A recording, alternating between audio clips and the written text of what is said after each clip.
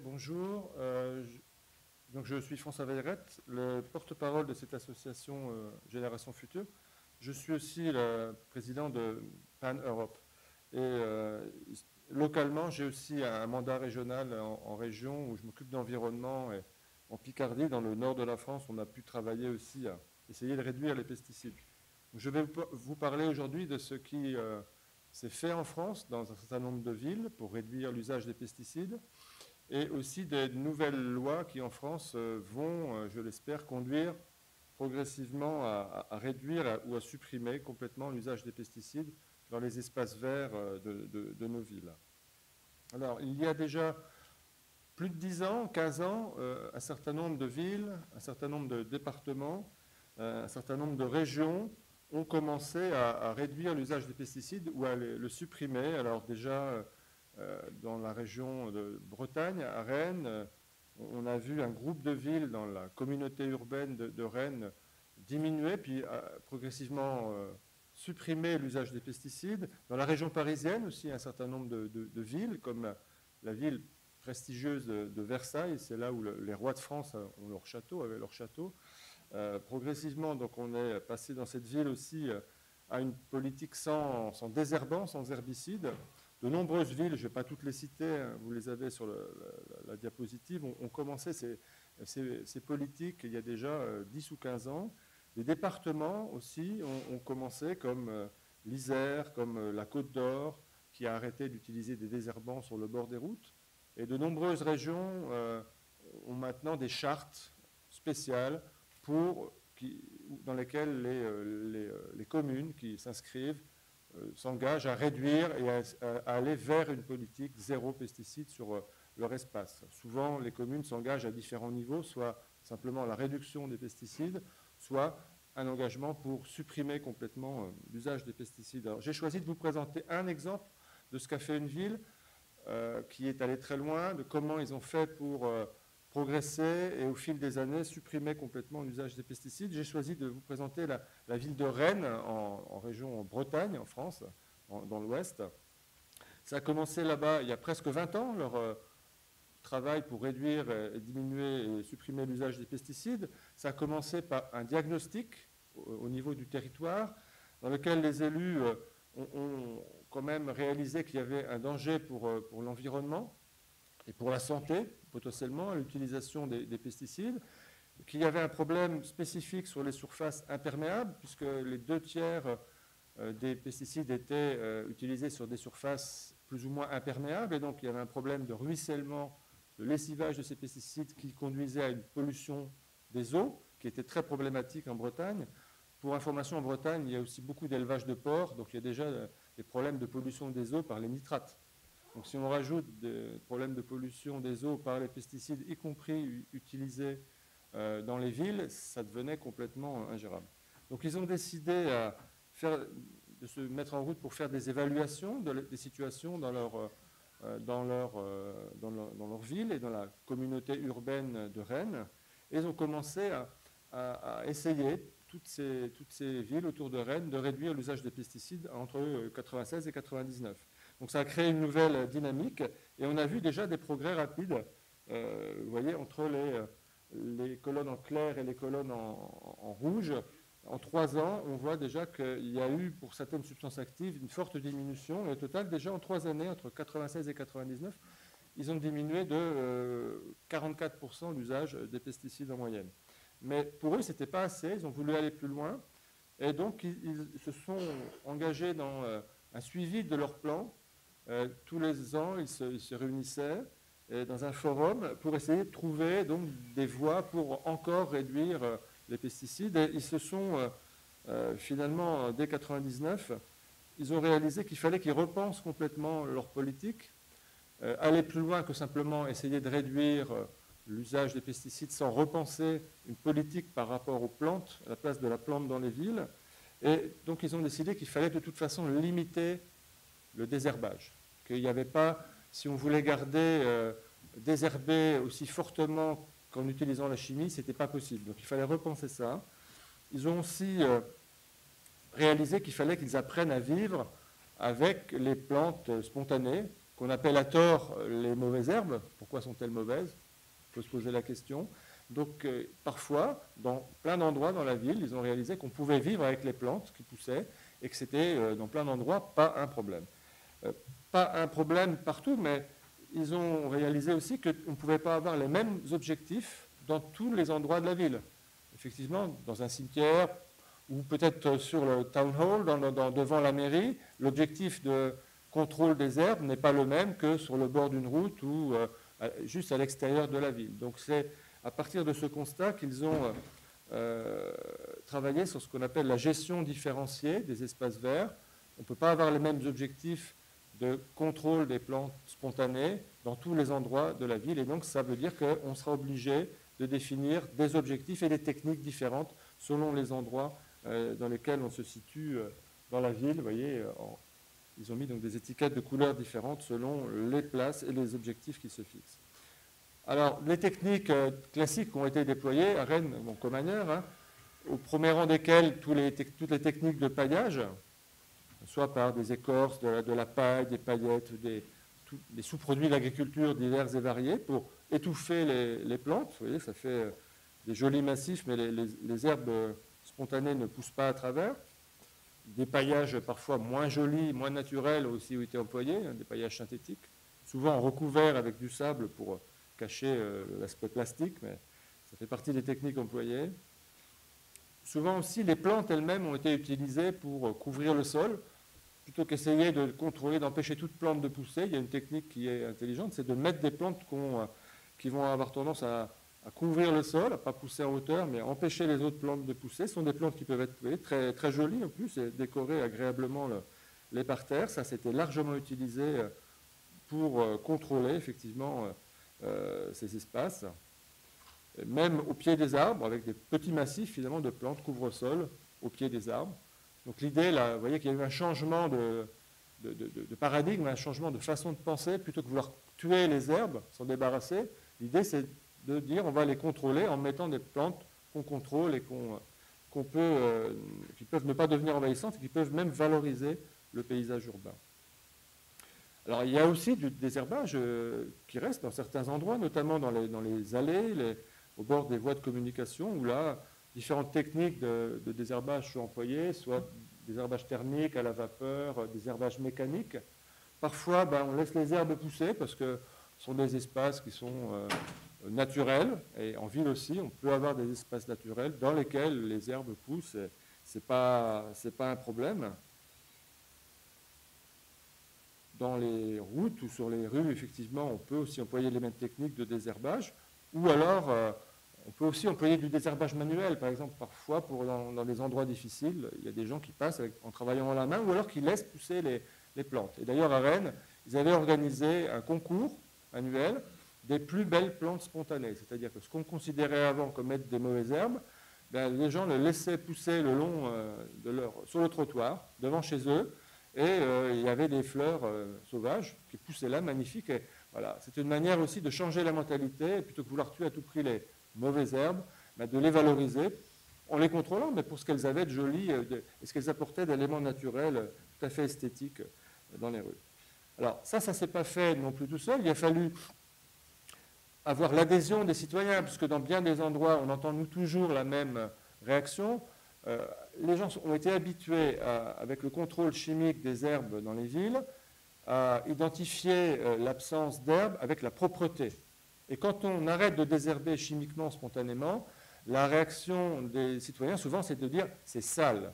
Alors, est-ce qu'on peut dire que les herbes sont sales? Je ne pense pas. Donc, il faut simplement déconditionner ce que les gens ont appris pendant 20 ou 30 ans. Et il y a différentes façons pour ça. Leur apprendre à aimer les herbes qui peuvent fleurir joliment, comme je l'ai dit avant, mais aussi informer les citoyens du danger des pesticides. C'est ce qu'ils ont fait à Rennes. Donc, en 2000, pour arriver à avoir l'adhésion du public, c'est extrêmement important, c'est crucial. Ils ont distribué donc des plaquettes sur les dangers des pesticides à l'ensemble de la population.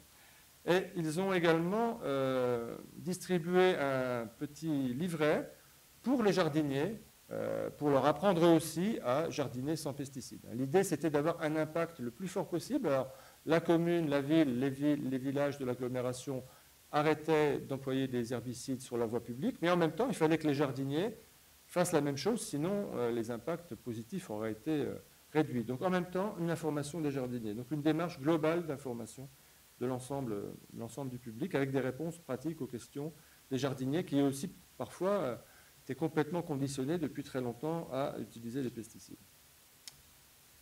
Alors tout ceci, c'est un exemple précis, et on a vu en France une évolution de la législation ces 10 dernières années assez importante sur les pesticides. Notamment en 2007, il y a eu une série de réunions très importantes sur l'environnement qu'on appelle le Grenelle de l'environnement, au cours desquelles a été adopté un plan national de réduction de l'usage des pesticides, avec un objectif très ambitieux de 50% de réduction en 10 ans.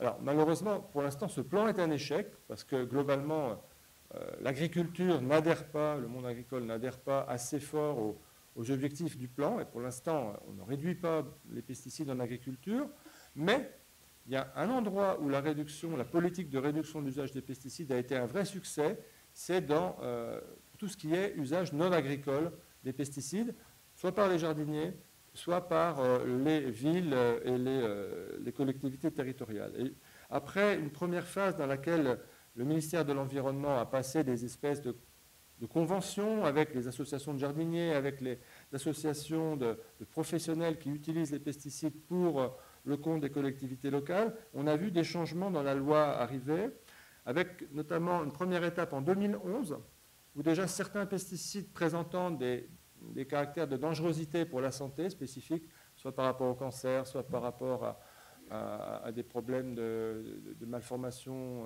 congénitale, etc., ou de neurotoxicité, ont été interdits dans des endroits spécifiques, notamment autour des écoles, dans les endroits où les enfants jouent, dans les jardins d'enfants, dans les centres de loisirs, etc., dans les parcs, dans les espaces verts ouverts au public.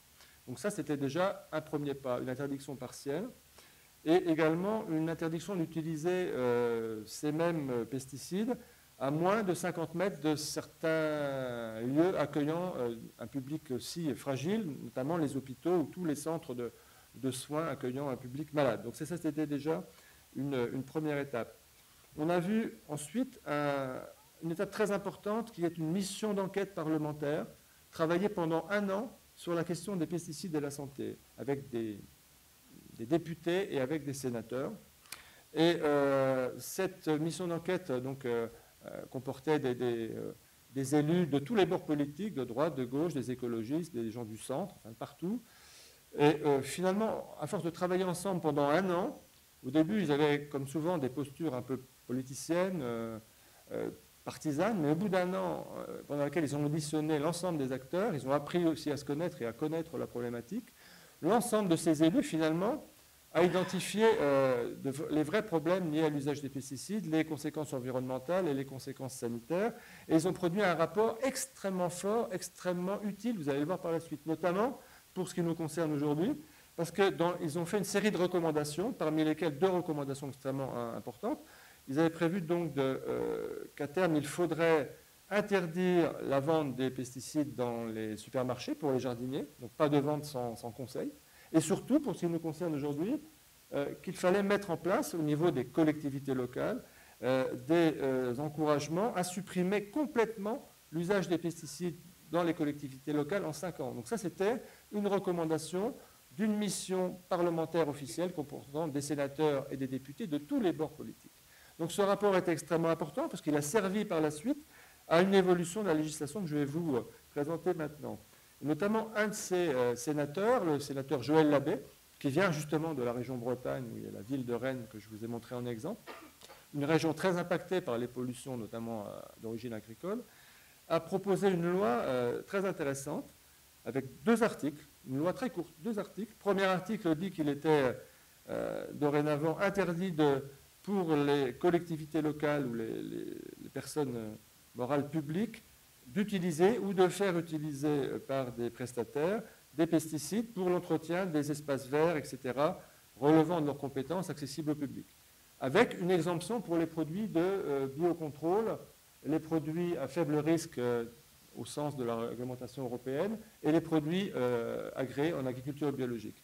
Et cet article-là doit rentrer en vigueur au 1er janvier 2020. Sauf qu'aujourd'hui, dans une nouvelle loi qui est en examen au Parlement, la ministre de l'Environnement a décidé d'avancer la date de mise en œuvre de cette législation à 2017. Ce qui veut dire qu'en 2017, et ça c'est déjà passé hein, dans la loi, mais la loi finale n'a pas été votée, mais cet article a fait l'unanimité entre le Sénat et l'Assemblée. Et donc en 2017, une collectivité locale ne sera plus autorisée à utiliser des pesticides de synthèse, sauf ceux voyez, à bas risque, biocontrôle, etc., pour l'entretien de ces espaces verts. Ce qui est une réelle avancée, c'est-à-dire que 10 ans après l'action des pionniers comme la ville de Rennes, on va avoir une interdiction totale au niveau national.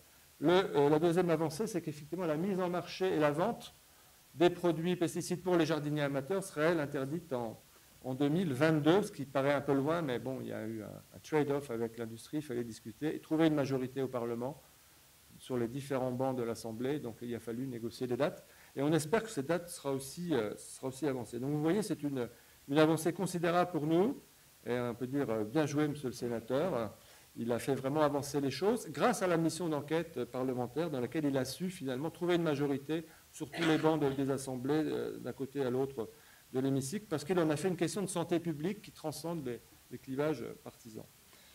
On a encore une autre, pour terminer, avancée législative en France en ce moment, après un incident assez grave qui a eu lieu dans la région de Bordeaux. Vous savez, Bordeaux, ça vous dit quelque chose, il y a beaucoup de vin là-bas qui est produit, il y a beaucoup de vignes, donc beaucoup de pesticides. Et donc il y a eu des enfants d'une école qui ont été intoxiqués en 2014, une école qui était située à proximité de vignes, et donc les enfants ont été hospitalisés parce qu'il y a eu un nuage de pesticides qui est arrivé dans la cour de l'école.